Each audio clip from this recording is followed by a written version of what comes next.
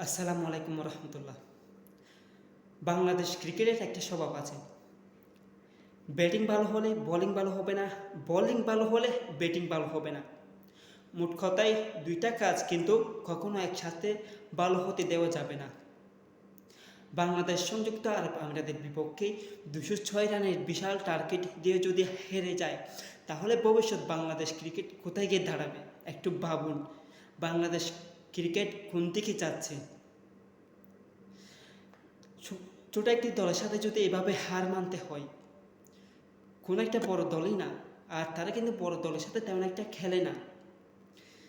বাংলাদেশকে দ্বিতীয় ম্যাচে যেভাবে খান দিয়ে তারা জয় উল্লাস করেছে, সেটা কিন্তু মেনে নেওয়ার মতো না।